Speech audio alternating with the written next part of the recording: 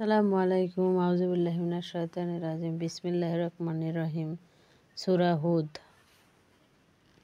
আলিফ লাম র এটা এমন একটা গ্রন্থ এর আয়াতগুলো সুদৃঢ় অতঃপর অবিস্তারে ব্যাখ্যাকৃত মহাজ্ঞানী সর্বজ্ঞের নিকট হতে এটা কি শিক্ষা দেয় যে তোমরা আল্লাহ ছাড়া কারো ইবাদত করবে না। আমি অবশ্যই তার পক্ষ হতে তোমাদের জন্য ভয় প্রদর্শনকারী ও সুসংবাদদাতা। এটা শিক্ষা দেয় যে তোমরা তোমাদের প্রতিপালকের নিকট ক্ষমা চাও আর অনুশোচনা ভরে তার দিকে ফিরে এসো, তাহলে তিনি একটা নির্দিষ্ট কাল পর্যন্ত তোমাদেরকে উত্তম জীবন সামগ্রী ভোগ করতে দিবেন আর অনুগ্রহ লাভের যোগ্য প্রত্যেক ব্যক্তিকে তিনি তার অনুগ্রহ দানে ধন্য করবেন। আর যদি তোমরা মুখ ফিরে নাও তাহলে আমি তোমাদের উপর বড় এক কঠিন দিনের আযাবের আশঙ্কা করছি। তোমাদের প্রত্যাবর্তন আল্লাহর কাছে আর তিনি সব কিছুই করতে সক্ষম। লক্ষ্য করো, এরা নিজেদের বুক ঘুরিয়ে নেয় যাতে তারা তার অর্থাৎ আল্লাহর থেকে লুকিয়ে থাকতে পারে। সাবধান, এরা যখন কাপড় দিয়ে নিজেদেরকে ঢেকে নেয় তখন তারা যা গোপন করে আর প্রকাশ করে তিনি তা জানেন। তাদের মনের গভীরে যা আছে সে বিষয়ে তিনি সবচেয়ে বেশি অবহিত। জমিনে বিচরণশীল এমন কোনো জীব নেই যার জীবিকার দায়িত্ব আল্লাহর উপর নেই। তিনি জানেন তাদের থাকার জায়গা কোথায় আর কোথায় তাদেরকে মৃত্যুর পর রাখা হয়। সব কিছুই আছে সুস্পষ্ট লিপিকায়। আর তিনি আসমানসমূহ আর জমিনকে সদিনে সৃষ্টি করেছেন। ইতিপূর্বে তার আরশ ছিল পানির উপর। সৃষ্টি করেছেন তোমাদেরকে পরীক্ষা করার উদ্দেশ্যে যে তোমাদের মধ্যে আমলের ক্ষেত্রে কারা শ্রেষ্ঠ। তুমি যদি বলো মৃত্যুর পর তোমাদেরকে অবশ্যই আবার ওঠানো হবে, তাহলে কাফেরেরা অবশ্যই বলবে যে এত সুস্পষ্ট জাদু।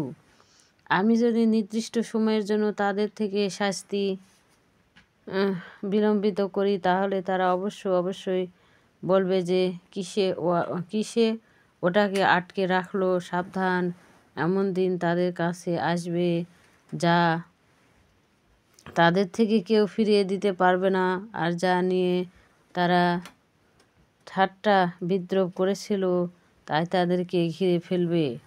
আমি যদি মানুষকে আমার পক্ষ থেকে রহমত আত্মসাৎ করাই অতঃপর তা তার থেকে ছিনিয়ে নেয়, তখন সে অবশ্যই হতাশ ও অকৃতজ্ঞ হয়ে পড়বে। আর যদি তার উপরে আসা দুঃখ কষ্টের পর তাকে নিয়ামতের স্বাদ করায়, তখন সে অবশ্যই বলবে আমার দুর্ব্যবস্থা কেটে গেছে। তখন সে আনন্দে উৎফুল্ল হয়ে পড়ে অহংকারী। কিন্তু যারা ধৈর্যশীল ও নেক আমলকারী তারা ওইরকম নয়, আর এরাই হলো যাদের জন্য আছে ক্ষমা ওই বিরাট প্রতিদান। তুমি কি তোমার প্রতি যা ওহী করা হয়েছে তার কিছু অংশ পরিত্যাগ করতে চাও আর তোমার মন সংকুচিত করতে চাও তাদের একথা বলার কারণে যে তার কাছে ধনভাণ্ডার অবতীর্ণ হয় না কেন, কিংবা তার কাছে ফেরেশতা আসে না কেন? তুমি তো কেবল ভয় প্রদর্শনকারী। যাবতীয় কাজ পরিচালনার দায়িত্ব আল্লাহর। তারা কি বলে সে অর্থাৎ মুহাম্মদ সাল্লাল্লাহু আলাইহি ওয়াসাল্লাম ওটা রচনা করেছেন? বলো তাহলে তোমরা এর মতো 10টি সূরা রচনা করে আনো আর এই কাজে সাহায্য করার জন্য আল্লাহকে বাদ দিয়ে যাকে ডাকতে পারো ডেকে নাও। যদি তোমরা সত্যবাদী হয়েই থাকো, তারা যদি তোমাদের ডাকে সাড়া না দেয় তাহলে জেনে নাও যে আল্লাহর জ্ঞান অনুসারণেই তা অবতীর্ণ হয়েছে। আর জেনে রাখো যে তিনি ছাড়া সত্যিকারের কোনো ইলাহি নেই, তাহলে এখন কি তোমরা আত্মসমর্পণ করবে? যারা এই দুনিয়ার জীবন আর তার শোভা সৌন্দর্য কামনা করে তাদেরকে এখানে তাদের কর্মের পুরোপুরি ফল আমি দিয়ে দিই, আর তাতে তাদের প্রতি কোনো কমতি করা হয় না। কিন্তু আখিরাতে তাদের জন্য আগুন ছাড়া কিছুই নাই।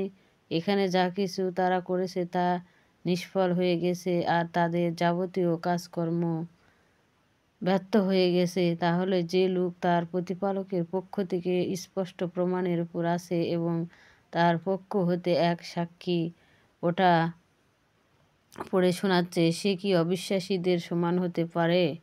আর তার পূর্বে পথ প্রদর্শক ও রহমত স্বরূপ এসেছিল মুসার কিতাব,